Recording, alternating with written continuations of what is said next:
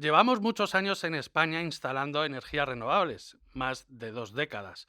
A los pocos años, me acuerdo, cuando se dieron excesivas primas, ya se hablaba de que se había generado una burbuja renovable en España. Solo se había pasado de dar subvenciones a unos 400 megavatios y finalmente se repartieron a casi 4.000, unas 10 veces más. Menuda burbuja, decían al calor de las ayudas. Luego se fueron construyendo más renovables hasta que en 2013 se da el parón con el hachazo a esas primas. Excusa que hay que parar la burbuja y la sangría de las subvenciones. Tras el parón vuelve de nuevo la burbuja, o mejor dicho, de las distintas burbujas que se han formado alrededor de las renovables en España. La primera fue la de los puntos de acceso y conexión. Se formó hasta un mercadillo en España, como si de melones se tratase, vendiendo puntos de acceso a diestro y siniestro, y a unos precios desorbitados. El gobierno reconoció por entonces que existía una burbuja y que para ello tomaría cartas en el asunto.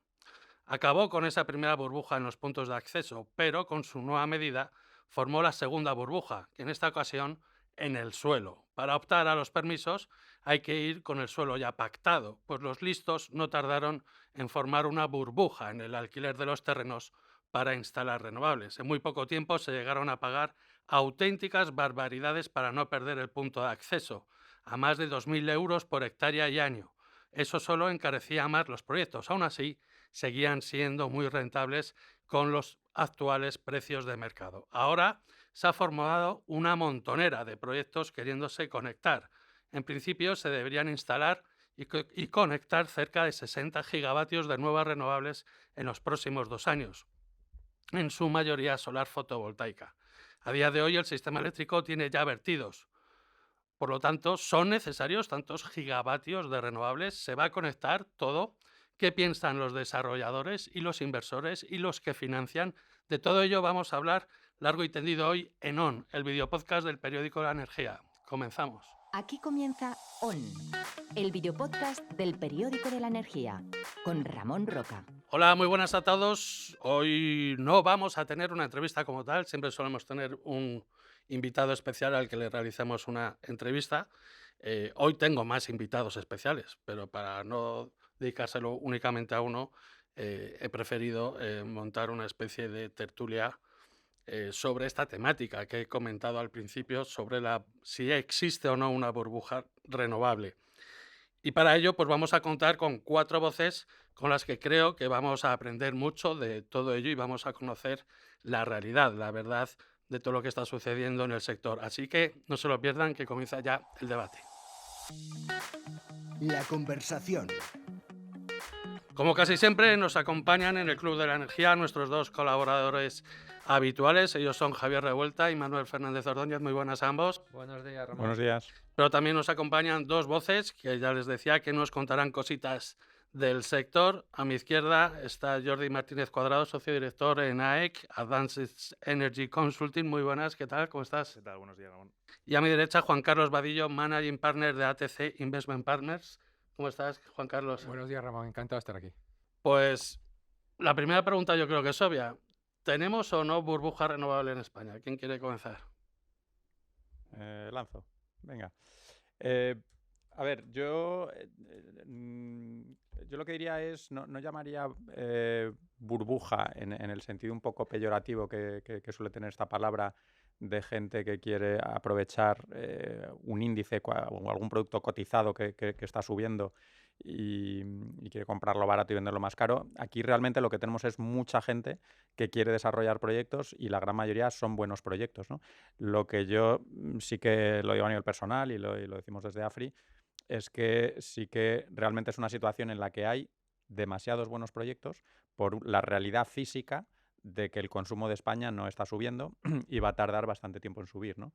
Entonces, lo que no tenemos ahora mismo es una demanda suficiente para todos los proyectos que quieren entrar. Y por tanto, lo que sí que vemos claro es que hay una acumulación de proyectos y no caben esos 60 gigavatios famosos con día, que ni siquiera son todos, hay más, porque los 60 son los que llegaron en el paquete con una fecha concreta en enero y luego en julio de 2023, pero hay más proyectos, o sea que la suma de todo lo que está en desarrollo y tiene permisos claramente excede lo que lo que puede admitir el sistema y lo que mantendría unas rentabilidades suficientes para todos los que consigan entrar. Pues yo creo que sí que hay una burbuja, Ramón. O sea, al final yo creo que en el sector están convergiendo diferentes actores. Tenemos actores claramente con vocación de gestión y luego tenemos actores donde la vocación es la rentabilidad, ¿no? Entonces, lo que sí que estamos viendo, y nosotros lo hemos visto en varias ocasiones, es que pues tenemos ciertas empresas, ciertos fondos que están concurriendo en el sector para poder llevar los proyectos a un estadio final y poder revenderlos a un precio lo más alto posible. Yo no me gustaría utilizar la palabra Ponzi, ¿no? Pero de alguna manera a veces pues, puede tener tintas de parecerse, ¿no?, a que se está hinchando y es cuestión de pasarlo para ver a quién le explota las manos, ¿no? Sobre todo cuando vemos y empezamos a desgranar El juego de la patata caliente ese, sí, ¿no? y empezamos a desgranar la calidad de muchos proyectos, ¿no? Y se ha visto, ¿no?, que después de días y después de ciertos trámites administrativos hay muchos proyectos que no tienen rentabilidad, ¿no? Entonces, Juan Carlos. Yo creo que depende cómo definas burbuja, ¿no? Pero antes de entrar a contestarte eso que lo voy a hacer, quería un poco ver cómo nosotros vemos el mercado. El mercado es un sector que tiene diferentes actores, desde el que alquila el terreno hasta el EPCista, el desarrollador, el tecnólogo y el fondo de inversión que finalmente compra esos activos. Si ves históricamente, pues los márgenes de EPC han bajado, el tecnólogo ha bajado su margen en eso. Entonces, difícilmente un tecnólogo o un EPCista le puedes decir que tiene una burbuja porque realmente está ganando menos dinero y está dando más garantías que nunca en el mercado.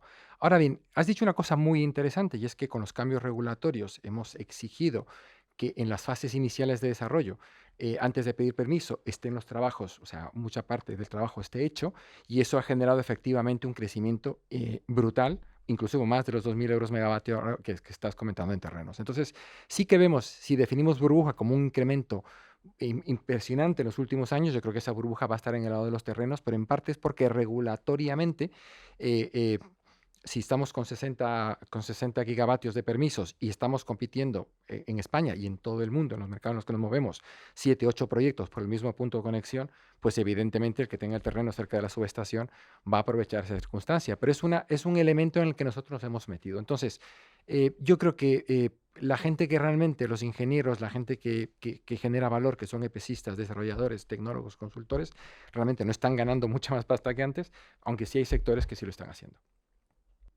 Manolo. No creo que sea una burbuja al uso, tal y como entendemos las burbujas, ¿no? Porque es muy importante entender que las burbujas en realidad las generan los estados con sus legislaciones, ¿no? Sin querer, muchas veces. No es que sea pretensión del gobierno generar una burbuja, pero todos sabemos, ya somos mayorcitos para saber que lo importante no es lo que diga la ley, lo importante es el incentivo que la ley genera en realidad, ¿no? Claro, una burbuja se genera cuando tú haces un Real Decreto 436, pones primas del 575% sobre la tarifa de referencia sin límite. Aunque digas que hay un límite de 500 megavatios, luego el límite nadie lo mira, una dejación de funciones que es digna de estudio, ¿no? Y claro, eso es una burbuja. Eso tiene un efecto llamada. O cuando tú utilizas la crisis del ladrillo para que las empresas del ladrillo vayan a refugiarse al sector energético, como pasó con las termosolares, ¿no? Esos son burbujas, ¿no? Yo creo que ahora estamos en un escenario distinto. Yo creo que estamos en un escenario donde probablemente los precios de ciertas tecnologías renovables están yendo a la baja. Primas, subvenciones no hay, por tanto no se va buscando el refugio del dinero fácil de la subvención y está acotado el nivel de inversión. Es decir, de hecho yo creo que hay planes superiores, luego hablaremos del PNIE seguro, hay planes superiores a los que probablemente la industria quiere instalar. Por tanto, a mí me parece complicado que se genere una burbuja de la magnitud de la que vimos, ¿no?, del 2007 al 2013, ¿no?, en España, con luego la pérdida de seguridad jurídica que tuvimos después y luego comentaremos. Efectivamente, es complicado el ponerle nombre. Yo he querido lanzar esto así porque yo creo que hay ciertas señales que a lo mejor sí nos pueden invitar a pensar que puede haber algo, o sobre todo yo creo que a lo mejor no es que se le llame burbuja, pero sí una... Un calentón. Sí, digamos que, a ver, te quiero decir, yo he hablado de 200 gigavatios que se habían pedido a Red Eléctrica. O sea, eso a mí me parecía, yo digo, pero tenemos una demanda de 35, señores. ¿A dónde vamos con 200 gigavatios? Entonces, claro, cuando tú le dices, no, y encima los damos. Entonces dices tú, bueno, pues a ver, explíquenme a mí dónde van a meter todos estos gigavatios y quién los va a consumir, porque claro, yo, al fin y al cabo, el sistema eléctrico son 2 más 2 son 4, o sea, aquí no puede haber unas pérdidas, estamos de acuerdo, y puede haber un poco más de margen, pero no hay mucho más. Las interconexiones son las que tenemos, el almacenamiento es lo que tenemos, no hay mucho más de lo que hay. Entonces, a mí sí me parece, por ejemplo, que creo que hay una burbuja, o más bien que una burbuja lo llamaría incluso una carrera, para ver quién se conecta antes. Entonces, por eso se genera todo este boom. Son muchos temas los que hay y tengo sobre la mesa, pero quería saber, a ver si no sé si Juan Carlos o alguno, ¿qué nos podríais decir? ¿Realmente se están poniendo proyectos a la venta? Decir, oye, hasta aquí hemos llegado, la rentabilidad a partir de ahora ya no va a ser la que era. Sí, encantado. Nosotros básicamente nos dedicamos a eso, a vender proyectos o portfolios globalmente, sobre todo proyectos que están en fase de pre-ready to build. Entonces, hay mucha liquidez todavía. Si quieres vender un proyecto, a lo mejor tenemos 300 nombres en España de potenciales compradores de Greenfield, a lo mejor contactamos a 150 y sí que hemos visto en la fase esta de pre-ready to build que estamos nosotros, que ha habido un ajuste de precio, no el 25% del que habla el mercado, que es probablemente una fase posterior cuando ya está en operación, pero sí que hay un ajuste de precio y sobre todo lo que hay es una caída de ofertas que hay. Es decir, cada vez vemos menos ofertas, menos gente compitiendo y además cada vez vemos que cada comprador tiene su propio enfoque, es decir, ya no es que todos te hacen una oferta parecida, sino que todos tienen pues una estrategia distinta, ¿vale? Pero también vemos, tomando un punto que habías comentado tú antes, que la gente en realidad a lo mejor compra 1000 megavatios y antes compraba 1000 megavatios sabiendo que iba a conectar probablemente 400. Ahora, cuando compras 1000, sabes que la probabilidad de llegar a Ready to Build o incluso a COD por todos los elementos que hay es mucho más baja. Entonces, eh, depende cómo veas la probabilidad de llegar a Ready to Build.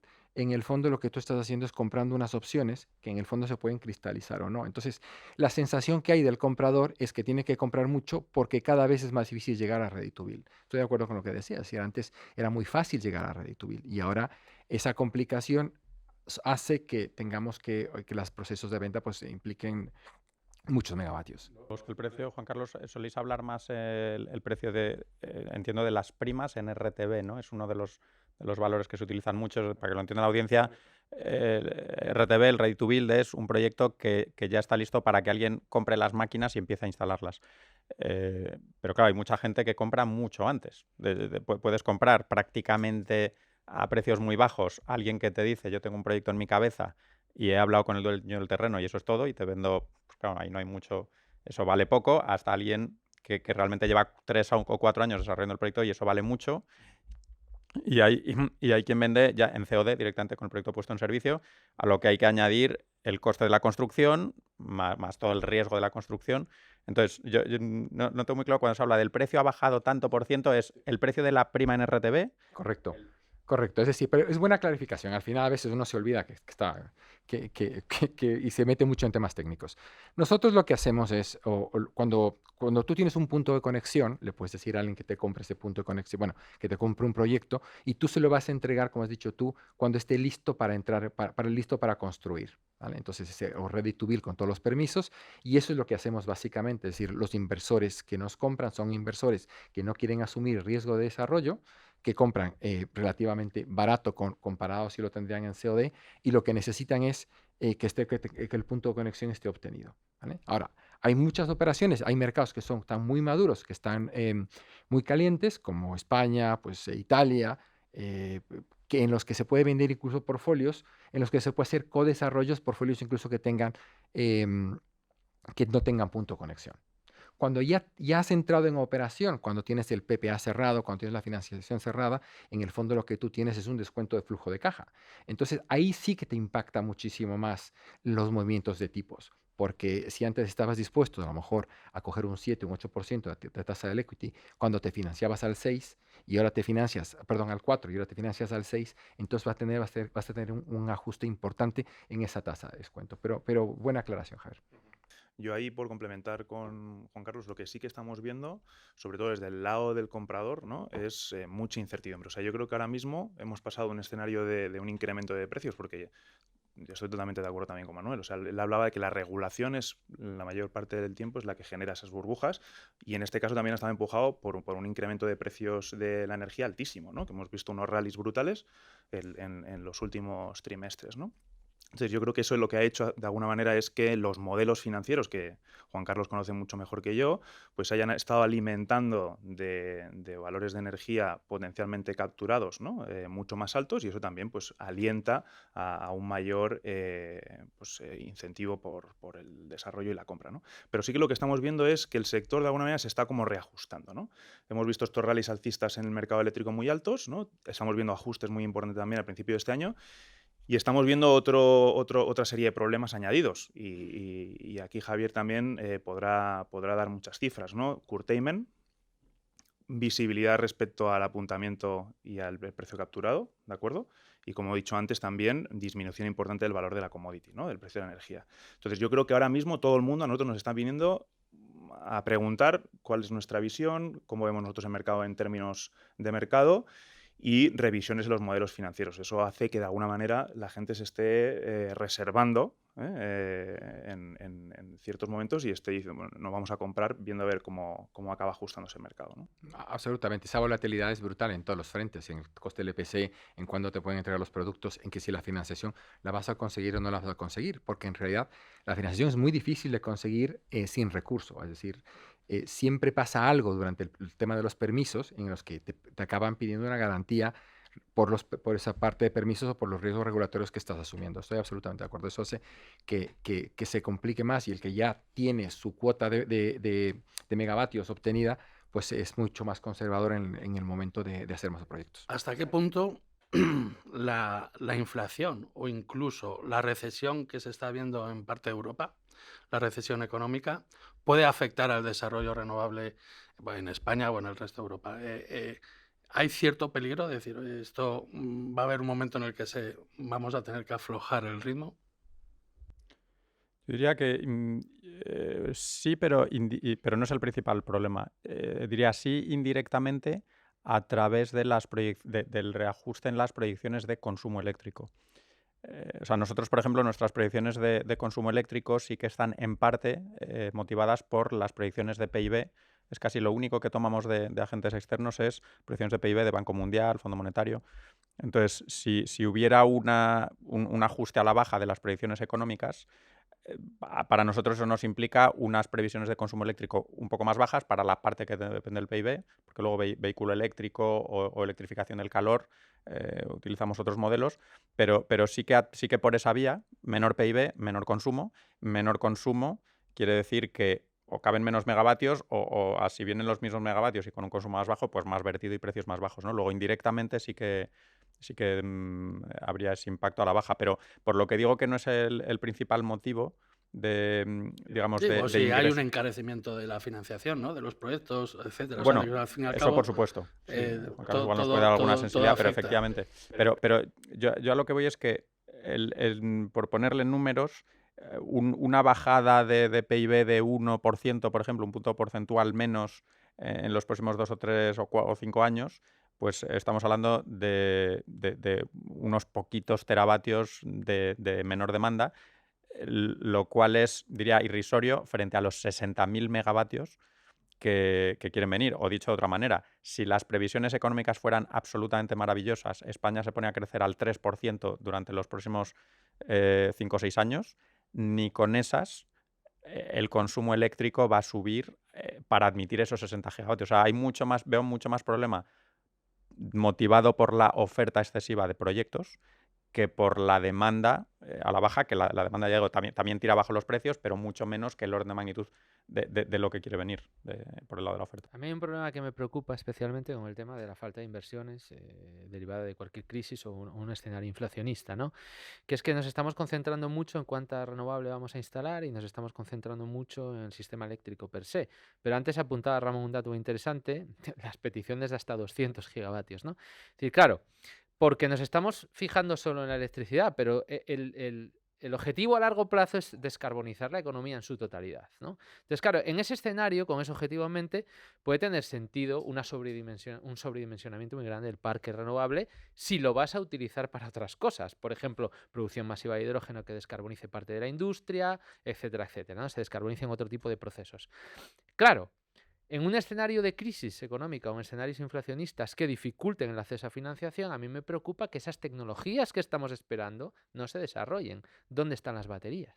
¿Dónde está el hidrógeno? Se necesita mucha I+D ahí, que no está llegando. Tal vez hemos pecado un poquito de optimistas, pero nos estamos dando todos cuenta que esas tecnologías no están llegando a la velocidad que creíamos, que incluso el propio PNIEC creía que iban a llegar, y no han llegado. Y no están llegando.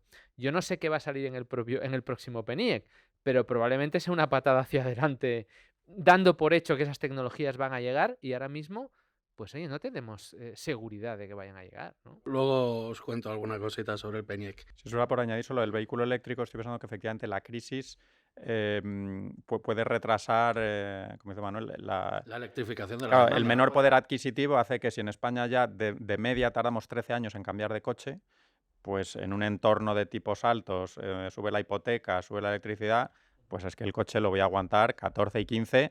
O las calderas Es de casa. compra- O la caldera de casa, efectivamente, ¿no? O sea, ponerte una bomba de frío y calor, o sea, al fin y al cabo, oye, como ya se está diciendo, la transición energética, nadie ha dicho que vaya a ser ni fácil ni barata. hace unos años hablaba de 5 millones de vehículos eléctricos. Hoy a ojo debemos tener 400.000, más o menos. Yo no sé para 2030 si llegamos a 3 o incluso a 2, yo no sé si nos daremos con un canto a los dientes, ¿no? Sí, no, pues el ritmo de electrificación y por lo tanto de la demanda digamos, no va pareja al ritmo de lo que se quiere instalar, ¿no? Entonces por eso he querido formar este programa. Otra duda que me surgió el otro día estando en UNEF hablando con gente del sector. Imaginaos que yo soy un fondo de inversión, ¿vale? Que no estoy muy preocupado por los activos que tengo en España, que debo tener como 200 megas o 300, me es igual. Y de repente llegan y me dicen, oiga, que es que la rentabilidad de este año se ha caído al 2%. ¿Cuándo recibe esa notificación el fondo de inversión? Quiero decir, ¿cuándo se entera de que su rentabilidad anual ha bajado? O sea, nosotros lo podemos ver viendo precios a diario, que esto se está yendo hacia abajo en las horas solares, pero el fondo de inversión, ¿cuándo se entera? Os quiero decir, estamos acostumbrados a hablar de precios medios anuales o de precios medios durante mucho tiempo, pero a la hora de la verdad, cuando tú quieres vender tu energía, la estás vendiendo hora a hora y la vendes a precios muy bajos. Cuando a ti esa rentabilidad te la anuncien al señor del fondo de inversión y le digan, oiga, que es que esto ha caído un porcentaje bastante importante porque, claro, los precios son los que son ahora y no son los que venían de la crisis. ¿Puede que esto se retrase un poquito? Quiero decir, el boom, digamos, de venta de proyectos por parte de los fondos porque se van a enterar con un poco de calaje, con un poco de retraso de realmente la información de que sus proyectos o la rentabilidad de esos proyectos ya no es la que era. Yo diría que aquí hay, primero, muchos tipos de agentes. Hay activos operativos o muchas decisiones por tomar sobre activos que tienen que tomar la decisión de si entrar sí o no. Mucha de la actividad yo creo que tiene más que ver con los proyectos que van a entrar que con los que ya están, ¿no? Yo creo que también haréis algo de money porque hay fondos que quieren activos existentes, hay mucha rotación de activos, pero hay por un lado el que se entera de que yo tengo un activo, ¿no? En el caso que ponías, y he tenido un ingreso algo más bajo. Yo creo que aquí los asset managers entiendo que todos hacen un reporting mensual, curva, sí. pero mensual de los Al menos ingresos. trimestral lo suelen hacer. Y luego hay cierta visibilidad con los futuros, que en el año en curso, yo creo que es muy difícil que venga un mes que no lo hubieras visto venir, ¿no? Los futuros yo creo que atinan razonablemente bien, al menos el año en curso, pero mucha de la actividad ahora mismo, yo creo de lo que estamos hablando, tiene que ver más que con, no sé, mayo ha llovido mucho o ha habido viento, el precio ha sido bajo. Yo creo que mucho de los cambios tienen más que ver con las proyecciones de gente como nosotros, y aquí hay varios proveedores, pero creo que afecta más que AFRI o los otros muchos proveedores que hay digan, esta es nuestra nueva proyección para el año que viene y el siguiente, eso afecta más a la actividad, yo creo, de Juan Carlos, que abril haya tenido un precio de 60 euros en lugar de 100, ¿no? Eso porque, si me permite, Ramón, eso porque de alguna manera hay que analizar cómo está el sector a día de hoy, ¿no? O sea, yo creo que el sector a día de hoy está en esa fase, ¿no? Donde Juan Carlos tiene mucho trabajo, ¿no? Donde hay mucho desarrollo, hay mucho M&A, se está construyendo toda la transición, ¿no? El nuevo parque energético, y la gente se preocupa más en la proyección de precios que va a tener para meterlo en su modelo energético. Pero lo que hay que empezar a pensar ya son en esos activos en operación. O sea, a mí cuando tú me dices, yo tengo un fondo de 200, 300 megas y no sé, no te diré en tiempo real, pero no sé yo cada día que estoy ingresando y cómo puedo gestionar yo mis ingresos en los próximos meses, trimestres o años, es que no estás haciendo bien tu trabajo. O sea, yo creo que a día de hoy, y aquí a lo mejor ya por alusiones, tenemos que empezar a explicarle a estos fondos, a los tenedores de estos activos, que ya no basta con un gestor, con un asset manager. O sea, lo que hay que empezar a hacer es energy management, ¿no? Y el energy management no lo podemos delegar cuando tenemos una cartera de 200, 300 megas. Tenemos que empezar a tomar decisiones en base a una estrategia que tengamos como fondo, ¿no? Y a partir de ahí empezar a gestionar ese portfolio, esa serie de activos desde el punto de vista de los ingresos de una manera, pues como hace cualquier utility, ¿no? O sea, si un día invitas a alguien de Acciona en renovables, pues tendrán su trading desk con su gestión del riesgo y harán coberturas, etcétera, etcétera, ¿no? Yo creo que aquí el sector se tiene que especializar mucho más y no puede ser que un fondo con 200, 300 megas no sepa cuál es su rentabilidad. Yo puedo agregar una cosa más. Rápido. No, que absolutamente de acuerdo. Tú has preguntado una cosa al inicio de que si los fondos hacen una oferta, si hacen un análisis y que de pronto ven que cambia el mercado y no les da el número, pues básicamente nosotros hemos visto varias gente que hace ofertas y de pronto ve que el número no le da y dice, lo cierro, prefiero perder poco que perder mucho. Eso el fondo lo tiene clarísimo, es un tema de rentabilidad de números. Ahora, también es verdad que lo que son todos jugadores de largo, ¿no? Con lo cual tiene que haber algo muy malas noticias en el corto y en el medio para que abandonen un proyecto. Está siendo todo muy interesante, así que volvemos enseguida, que tenemos que también ganar dinerito para poder hacer esto. Amara en Zero. Una compañía 100% transición energética.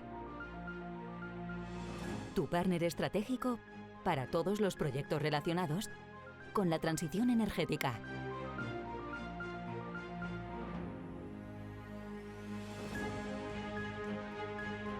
Amara en Zero, Energy Transition Key Partner, Beyond Products and Services. Pues seguimos en ON, el videopodcast del periódico La Energía, hablando de la situación de las renovables, sobre todo también, ¿no? ¿Hay diferencias a lo mejor de activos eólicos a fotovoltaicos? Porque veo como que estamos hablando mucho de planta fotovoltaica y muy poco de eólica. Pero con la eólica sucede algo parecido. ¿Hay distintas características de estos activos o qué está pasando? Yo sí que les tomo esta inicialmente. Es decir, yo llevo muchos años haciendo energía, 25 años, y yo no sabía lo que era una curva de Pato hace 4 o 5 años, ¿no? Ahora todo el mundo sabe la curva de Pato. Entonces, si tú vendes en curva de Pato, tienes un problema, ¿no? Y eso es porque, entre otras cosas, tienes que saber cuál es el precio capturado, correlaciones, y lo que estás viendo es un deterioro. Y ves en el fondo pues una pesadilla que se llama hora cero, ¿no? Entonces, en esa perspectiva, lo que te puede ayudar a cubrir ese riesgo es tener energía eólica, evidentemente. Entonces, la eólica se ha convertido como en el flavor of the month, el sabor del mes, y sí que hay mucho interés en hacer. Lo que pasa es que no es fácil hacer eólica porque tiene su proceso de desarrollo y su proceso de tecnológico es diferente, pero sí que hay mucho interés en dejar o hacer eólica o combinar con hibridación o combinar con baterías, ¿no? Eso de las baterías y es otra historia, y seguro que podemos luego seguir hablando de si sale el número o no. Hablar. Pero, Juan Carlos, esta es una pregunta que yo tengo, para que me la respondáis, que efectivamente, al final, los planes de inversión en energía solar hoy son un montón de gigavatios. Si tenemos 20 gigavatios instalados ahora mismo, en los cuales una parte, igual un 10-15% son autoconsumo, y ya tenemos curva de Pato ahora mismo, y las tecnologías, como decía antes, no llegan. O sea, ¿quién invierte? O sea, ¿quién va a invertir para instalar decenas de gigavatios solares más con la curva de Pato? O sea, ¿quién pone su dinero sabiendo que va a vender a las horas a las que va a vender? Es un tema de, básicamente, o sea, yo te digo lo que vemos nosotros, es un tema de expectativas de curva, es decir, tu visión de la curva no es la misma que la visión de otro. Entonces, Yo a lo mejor soy extremadamente conservador, muy cartesiano, y yo me fío en unas curvas y me parecen agresivas ciertas curvas. Y otra gente, pues, pero eso es la belleza de este mercado, es lo bonito, que si todos pensásemos igual, pues al final nos saldrían cosas. El que tiene una visión más positiva de la curva, invierte. ¿Cuánto tiempo va a invertir hasta que tenga un... Es un tema de mercado regulatorio. Cuando el mercado ya ve que no llega más, pues dejará de invertir. Claro, aquí el tema sí son las proyecciones y es verdad que el punto de partida, yo creo que un factor que curiosamente ha hecho que en el futuro vayamos a un colapso, un potencial colapso de los precios más rápido, curiosamente es los precios tan altos que hemos tenido en 2021 y 2022. Nosotros hace 3 años, claro, en plena pandemia, o incluso 2019, que fue un año de gas muy barato por motivos totalmente ajenos al COVID ni a Rusia, nosotros esperábamos que entrasen 3-4 gigavatios al año. Y digamos que la maquinaria... De solar, ¿te refieres? De solar. Ujú. Y toda la maquinaria española de financiación, EPCistas, etcétera, creemos que está engrasada para esos 3-4 gigavatios. Claro, de repente llegan 2 años de precios que se salen por encima aquí del techo y entonces esto es un efecto llamada y hemos desarrollado en España capacidades a todos los niveles de EPC, de transformadores, de financiación, y si los bancos no tuvieran suficiente dinero, han aparecido muchos fondos de deuda. Y de repente estamos ya preparados para hacer 7, 8 o 10, o yo escucho a gente pensando que por poder, de aquí a un par de años, se podrían hacer 15 gigavatios o más en el año. ¿Por qué? Porque el punto de partida es que la gente ve un precio de partida que es muy alto y bueno, como nadie sabe cuántos van a hacer, piensan, se hace el mío sí y los de los demás no. Pero esto lo hemos vivido en el pasado, es decir, esto no es nuevo. Si nos vamos a la crisis energética del 73, esto ya pasó con las nucleares. Es decir, llega una crisis y cualquier alternativa que disminuya tu dependencia de combustibles fósiles y de terceros países es una buena alternativa, es una buena tecnología y los inversores se lanzan y los países del mundo se lanzan unos programas nucleares súper ambiciosos. El francés o el japonés o el americano son 2 ejemplos, también el español, ¿no? Pero claro, eso al final acaba con una moratoria nuclear y centrales que no se hablen. ¿Por qué? Porque pasada la crisis, pues ya los precios vuelven a niveles normales y ya la gente se olvida que había una crisis, la gente se olvida que los precios de la electricidad eran altos y todos los planes de inversión, pues muchos quedan en un cajón. Entonces, claro, es que estamos hablando de decenas Es y el decenas peligro de regular en gigavatios. crisis, claro. Claro. Es el peligro de decir, no, yo ahora voy a reformar el mercado eléctrico. Oiga, ¿hay algún problema con el mercado? A lo mejor no hay un problema con el mercado, sino que, oye, que lo que tienes es una situación extra porque tienes una crisis energética, nada más. Pero claro, si vas a legislar y a regular a decretazo porque tienes unos altos precios, Además, pues el cada vez problema, que suceda eso, el problema decías pues tú al principio, Ramón. O sea, si al final tienes una demanda de 35, tienes una potencia instalada de 115, pues el mercado lo que te está diciendo es que no quiere más.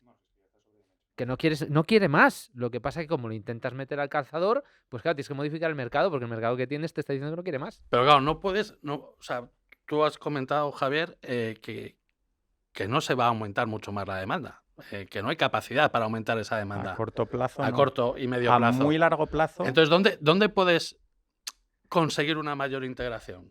Lo dejo sobre la mesa y que creo que Manolo aquí va a hablar. ¿Hay que cargarse las nucleares?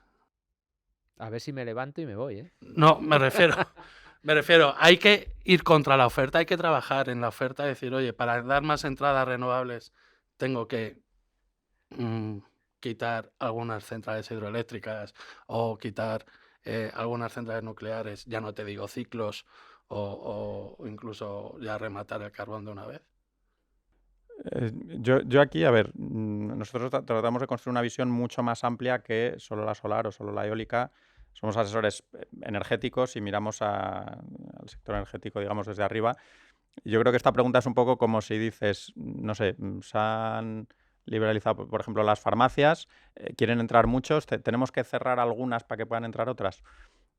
Yo creo que no, o sea, yo creo que si lo dices por cuestión de empleo, vamos a quitar de a costes.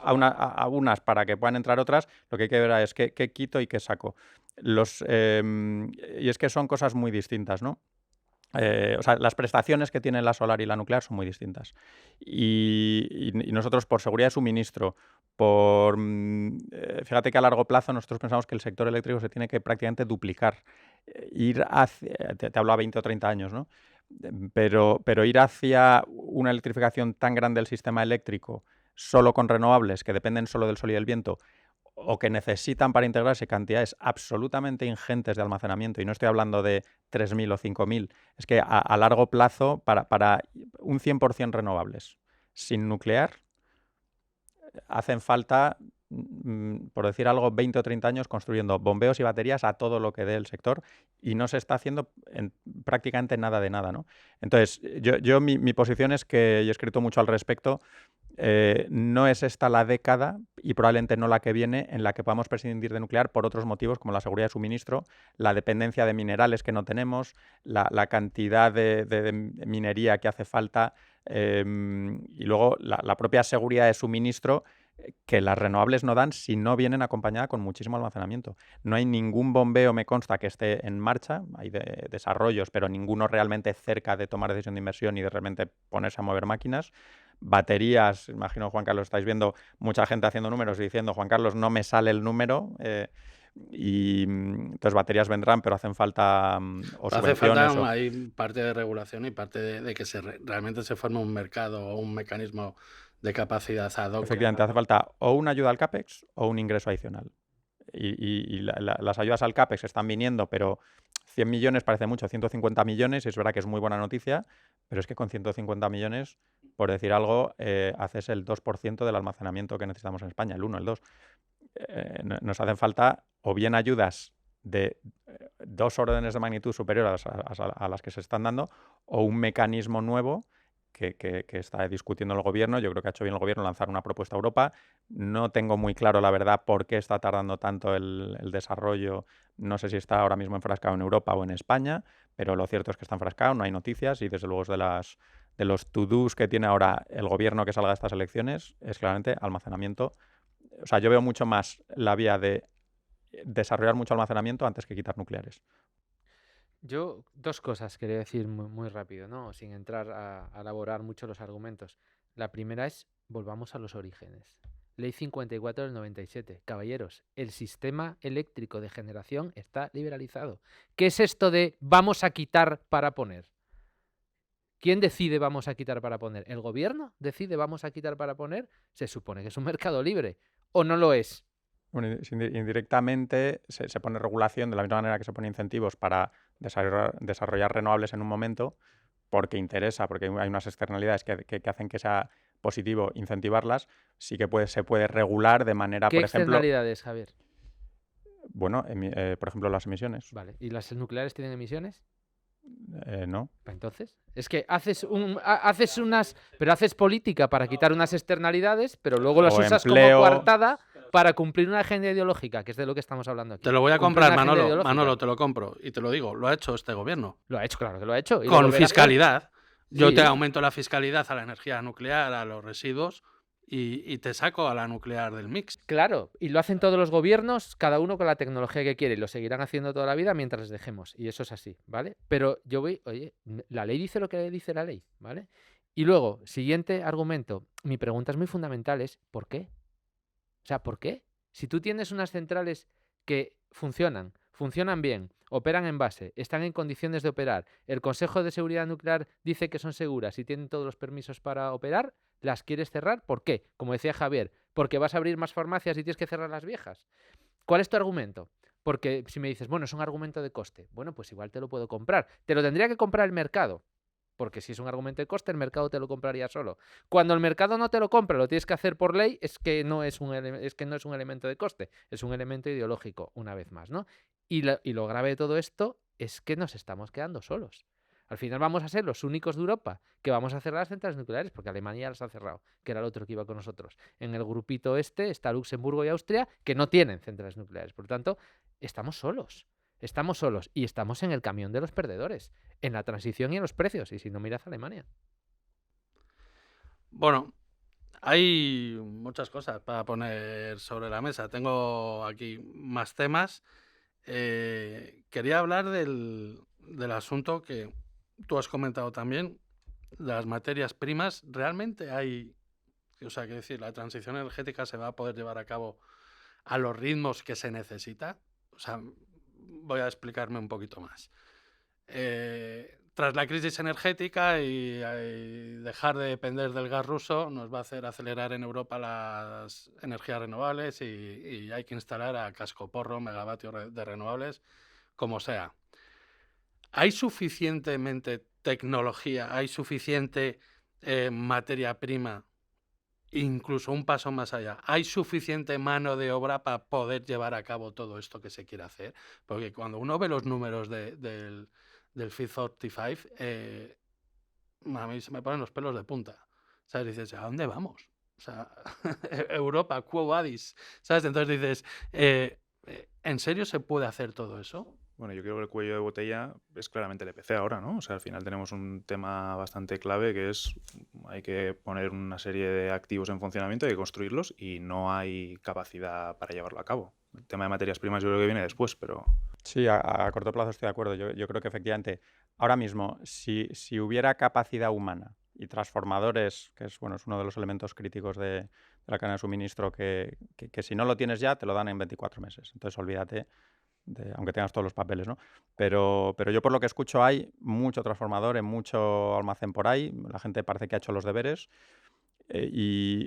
Ahora mismo coincido en que es la capacidad humana. Si hubiera capacidad humana este año de hacer 20.000 megavatios, yo creo que no habría problema de dinero entre bancos, fondos de deuda o full equity, ¿no? Yo ahí discrepo un poquito. Yo creo que el problema que tenemos, en el fondo el dinero es fungible, es decir, voy a hacer 20.000 megavatios o 10.000 megavatios en España para sacar una rentabilidad del 5%, el 6% en el equity, cuando me puedo ir a Estados Unidos, a todo el mundo está en Estados Unidos, es por alguna razón que estamos todos en Estados Unidos, o me puedo ir a cualquier otro país, es decir, el dinero vuela muy rápido y yo creo que ahora mismo estamos teniendo en este mercado un problema de rentabilidad. Es verdad que a lo mejor es un problema artificial porque la volatilidad no nos deja ver el horizonte, pero yo veo que la rentabilidad ahora mismo, con la gente con la que hablamos, todos nos dicen, o sea, inicialmente que sí que quieren ver España, pero bueno, ¿y qué otras cosas más podemos hacer? O sea, ese es como acabamos todos. Y además España ha sido espectacularmente bueno en todas las crisis que hemos tenido, pues coger y decir, pues vamos a otro lado y vas a América Latina, vas a Estados Unidos, vas a Polonia y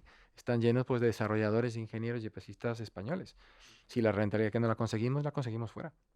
O sea, ¿tú no crees que este año se podrían hacer 7-8 gigavatios y el año que viene tener esos 60 gigavatios con diapositiva? Yo creo, o sea, yo porque me fío en los números que pusiste tú hace años, que eran 4 o 5, y yo creo que 4 o 5 estoy absolutamente de acuerdo, que es como es un límite bastante, o sea, es un ritmo, digamos, adecuado. Es un ritmo adecuado, digerible, pero que a ver, yo siempre que hago un forecast me equivoco, entonces probablemente seguro que no serán 5. Pero lo que yo quiero saber es si realmente, o sea, yo no creo que hay rentabilidad de doble dígito para esa gente. No, claro, es que eso es otra cuestión. Efectivamente, si se hacen 40 gigavatios, no creo que nadie modelice que con 40 gigavatios adicionales hay rentabilidades suficientes, ¿no? Mi preocupación ahora es si no hay demasiada gente que toma las proyecciones de AFRI o de quien sea, que las de AFRI, por cierto, son las más bajas y son las que menos se utilizan, pero se toman unas proyecciones... Pero usamos unas tasas de descuento más bajas. O sea, tomamos una tasa de descuento más baja. Al final... Sí. Pero a lo que voy es que todas las proyecciones de todo el mundo tienen una hipótesis de megavatios. Y luego por poder es posible que se haga el doble, ¿no? Porque todo el mundo piensa que su megavatio es de los que están en la proyección de quien sea. Entonces, yo eso es ahora mismo lo que no tengo claro y creo que, en cierto modo, si me apuráis, va a ser hasta buena noticia que no se pueda hacer humanamente todo lo que de otra manera se haría, ¿no? Sí, yo coincido también. Yo creo que nos va a permitir todo este escenario macroeconómico y también pues coyuntural en ciertos aspectos de digerir toda esta transición a un ritmo que a lo mejor es verdad que desde el punto de vista medioambiental, ¿no? Pues requeriría una aceleración un poquito más rápida, pero yo creo que coincido con Javier de que esto nos va a permitir poner un poco de, ¿no? Esta situación de cambios tan importante que estamos viendo, poder poner un poco de calma y digerirlo mejor. Yo creo que las cadenas de suministro son un problema. Porque, o sea, fijaos en el caso nuclear, o sea, todas las centrales nucleares que se han construido en Occidente en los últimos 15 años han sido un rotundo fracaso. O sea, empezando por Olkiluoto en Finlandia, Flamanville en Francia, Hinkley Point en Reino Unido, Vogtle en Estados Unidos, precios altísimos que rondan los 10-12.000 euros por kilovatio de potencia instalada y unos retrasos enormes que lo que te han hecho es que te han disparado los costes de capital, que es fundamentalmente lo que retrasa los proyectos. Tú te vas a China o tú te vas a los últimos reactores que ha construido Corea en Emiratos Árabes y los ha hecho a $4.000 el kilovatio. Es decir, 2 veces, 3 veces menos precio. Y solo hay una razón, que es la cadena de suministro. Es decir, en Europa se nos ha olvidado cómo se hacen las centrales nucleares. Hace 40 años que no hacemos una. Hemos perdido todo el know-how, hemos perdido toda la cadena de suministro. Tenemos sin engrasar. Si se podría volver a engrasar, se podría volver a engrasar. En los 80 se hacían nucleares en Europa a 4 años, 4 años y medio, el gigavatio, ¿no? Que se puede hacer, pero la realidad es que no tienes esa cadena de suministro y es un problema de personas. O sea, es un problema de personas. No es ni siquiera un problema de materiales, no es ni siquiera un problema de capital, no es ni un problema financiero, es un problema de personas, que no las tienes. Yo creo que lo que hablábamos, ¿no? Es que es ese punto, ¿no? Tanto la eólica, que antes hemos dicho, diferencia entre eólica y solar, yo creo que son mundos distintos, ¿eh? Desde el propio promotor hasta luego el proceso, ¿no? que lleva a la construcción. Coincidimos, el problema es un tema de EPC, claramente, con todo lo que comporta el EPC, ¿no? Desde la adquisición hasta luego toda la parte de ingeniería y construcción. Pero fíjate, una diferencia importante que es que esa capacidad para hacer solar se construye muchísimo más rápido que la nuclear, ¿no? Y es más, yo os digo francamente, hace 2 años, si me preguntáis que si en el año 2022 se van a poder hacer 7,5 gigas solares, que es lo que se hizo, entre casi 5 más 2,5, 5 más 2,5 de autoconsumo, Ya dices que no. os digo, pues no, No puede 7,5 no, porque se están haciendo 3, el autoconsumo se empezó con medio gigavatio, yo pensaba que llegaríamos entre el giga y medio, cifras oficiales que se han hecho 2,5, más los casi 5 solares con todos los problemas que hubo, el canal de Suez, o sea, que se está construyendo una capacidad muy rápida, que si se ha construido cuando el precio de 2021 era mucho más bajo, ¿no? Al menos hasta que estalló la guerra, y de repente los precios se han puesto donde se han puesto, yo creo que ahora mismo mucho pecista y mucho desarrollador está construyendo capacidad humana y se está trayendo gente de Marruecos y de Portugal y de Turquía y donde haga falta, para que si el año pasado se hicieron 7, el año que viene se puedan hacer 10 y el año siguiente se puedan hacer 15. O sea, todo el mundo está duplicando Que es plantilla. que se va a traer Ese es mano el de obra. riesgo. Ese es el riesgo que veo. Se va a traer mano de obra, en plan como los pakistaníes y los Yo indios en Arabia Saudí. no tengo ahí respuesta especialmente informada, pero vamos, sí que he escuchado de más de uno, desde luego, haciendo todo lo que puede, formando gente local y si no, trayéndose gente de fuera, sí. Si van a venir 100.000 trabajadores o 2.000, no te sé decir cifra, pero que va a venir gente de fuera para fortalecer ahora. Es que este año el cuello de botella es tan grande, hay tanto valor entre poner un proyecto a construirse durante 2023 o tener que esperar 6 meses o 12, que ahora mismo te traes a quien sea de donde sea. De todas maneras, a lo mejor la asíntota viene más, ¿no? O el límite de esa implementación de megawatts viene más por la parte, decía Juan Carlos, ¿no? Por la parte del capital, la rentabilidad, ¿no? A lo mejor es esa, se está construyendo capacidad en el EPC, pero a lo mejor nos viene dada la asíntota por la parte de la rentabilidad, Pero ¿no? es que cuanto más corramos a corto plazo, más el largo plazo o sea, más los años futuros los ves que bajen, ¿no? O sea, cuanta más potencia solar venga, es intuitivo que más van a bajar los precios. Entonces, cuanto más se corra en el corto plazo, más bajas van a ser nuestras proyecciones. Imagino que el resto pues les pasará lo mismo, ¿no? Señores, se nos acaba el tiempo, pero hay que hablar del PENIEC, ¿no? Hoy el periódico de la Energía ha publicado una entrevista con José Donoso, el director general de la Unión Española Fotovoltaica, y habla de lo que ellos han pedido al gobierno para aumentar ese objetivo de energía solar fotovoltaica para el año 2030. Él habla de 65 gigavatios solamente de fotovoltaica. de solar fotovoltaica. ¿Pero incluyendo autoconsumo o sin incluir autoconsumo? Yo creo que entiendo que sí, que habría que incluir el autoconsumo. Ahora mismo estamos en torno a los 26 gigavatios instalados, o sea, sería instalar prácticamente en los próximos años unos 40, o casi 40 gigavatios. ¿Cómo lo veis vosotros? ¿Vosotros creéis que el PENIEC, yo el otro día entrevisté a la vicepresidenta aquí en el programa y dijo que iban a ser bastante ambiciosos? Entonces, y aquí ya lo hablamos también con José María, el director general de APA, y pusimos nosotros también cifras a ello. ¿Qué creéis? Que es, o sea, viendo la situación actual, ¿es bueno hacer un PNIEC tan salvaje, digamos? Sí, yo no voy a hablar del PNIEC, voy a dejar que, pero sí que quiero comentar un tema, es decir, en este tema lo importante es que lo que pongas por escrito lo cumplas, porque si a los 6 meses de que has puesto algo no lo has cumplido, como por ejemplo la Bueno, capacidad. Juan Carlos, perdóname, es que encima tenemos elecciones en julio. Claro, exacto. Entonces iba a dar 2 ejemplos. El uno era de las termosolares, que te acuerdas que habían dicho que iban a hacer A duplicar. a duplicar, iba a ser 2000 megas primero y que al final no se echó nada. Y luego en la subasta, la última subasta que se hizo, que en el fondo el mercado había cambiado muchísimo, pusieron un precio de referencia que no era, que no era que no era el que no era un precio razonable. Entonces das una señal terrible al mercado, les das una señal a la gente, es decir, el gobierno es el mayor influencer, y si el mayor influencer decide que el precio es muy, muy alto y no lo cierra, entonces el resto de gente que sigue al gobierno, que es el que tiene todas las reglas, pues se pone en una situación de esperar, porque va a venir tiempos mejores, o no, y de hecho no vinieron. Entonces, no sé, simplemente esto como preludio. Yo el PNIEC lo he dicho varias veces. Yo creo que la gente le da más importancia de la que tiene, porque efectivamente no son unos objetivos que nadie invierte en base a objetivos nacionales, ¿no? La gente invierte en base a rentabilidades. Entonces, nuestros números nunca se han guiado por el PNIEC, desde luego, por la parte que nos creemos sí, la parte que nos creemos no.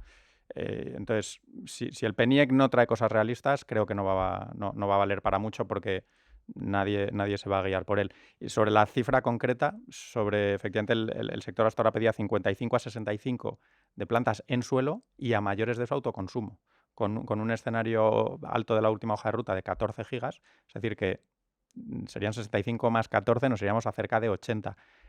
Sí, Ya es os digo, la cifra que dije yo el otro día. efectivamente, yo lo que digo es que, a ver, yo creo que esa cifra no se va a llegar de ninguna manera, y si se llega, es, según nuestros números, es que son clarísimos, es con quiebra para todo lo que tenga exposición de mercado. Pero por eso no se va a llegar ahí, porque mucho antes gente como Juan Carlos empieza a decir a la gente, oye, estos precios ya no dan.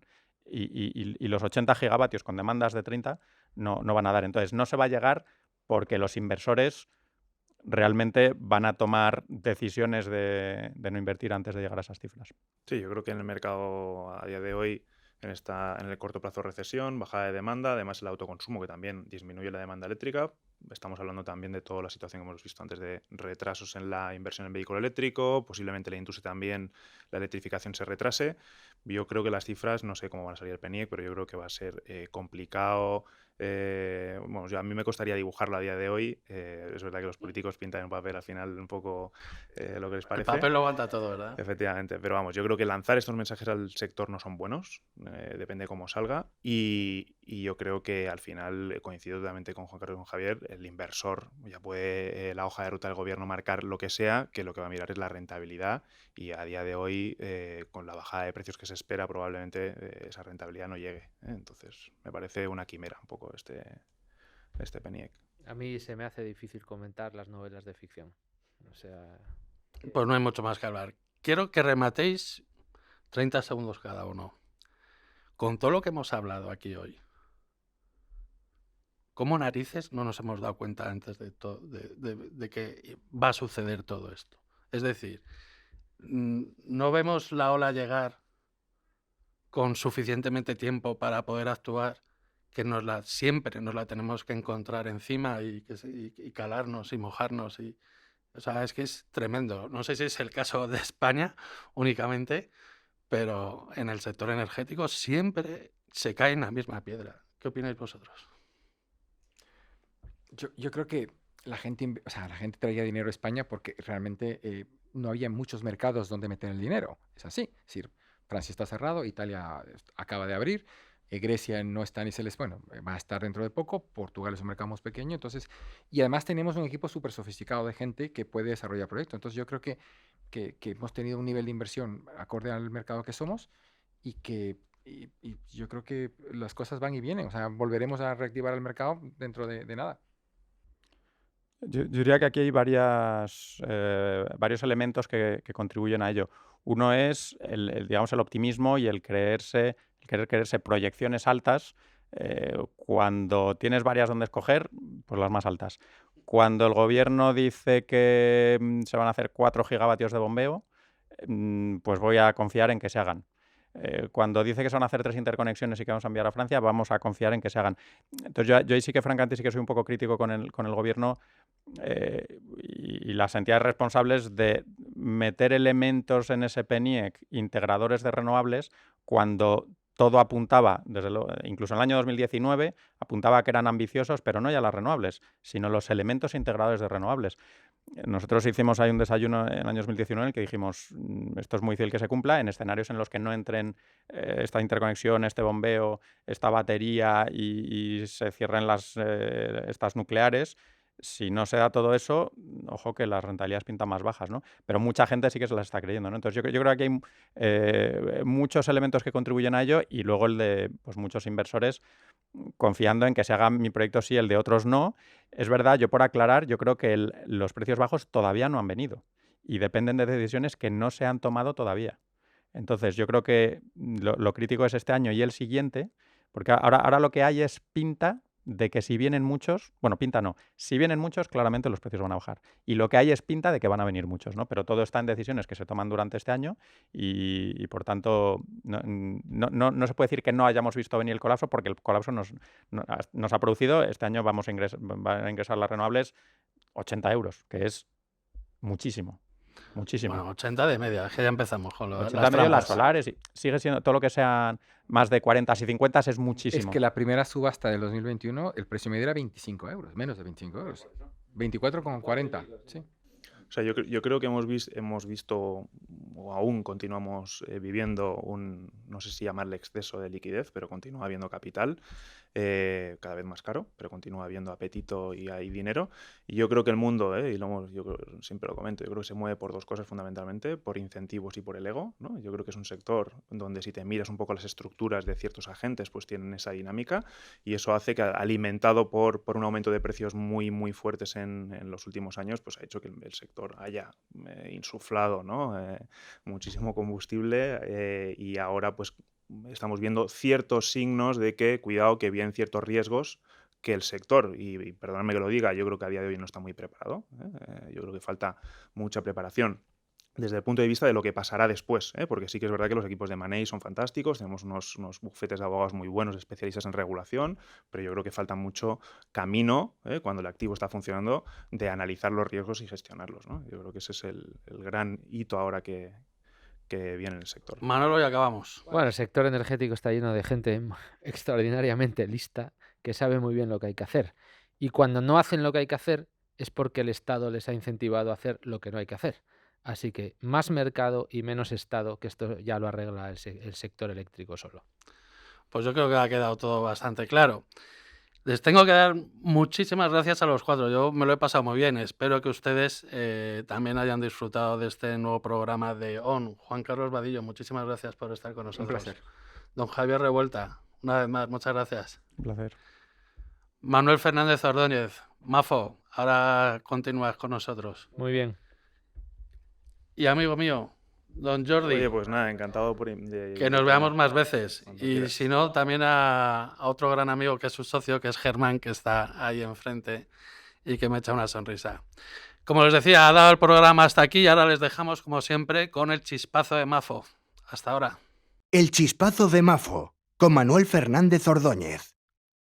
Parece que los líderes europeos ya se han puesto de acuerdo para dar luz verde a la nueva directiva de renovables, que será aprobada previsiblemente el próximo septiembre. Y si algo nos ha dejado claro este culebrón preveraniego, es que en materia energética la Unión Europea se restringe a las opiniones de Francia y Alemania, con los demás países actuando como meras comparsas, posicionándose de un lado o del otro. En esta ocasión, para lograr llegar a un acuerdo, Francia aceptó subir el compromiso de renovables hasta un 45%, pero a cambio exigió a la Comisión Europea una declaración que pusiera de manifiesto la importancia de la energía nuclear en la descarbonización.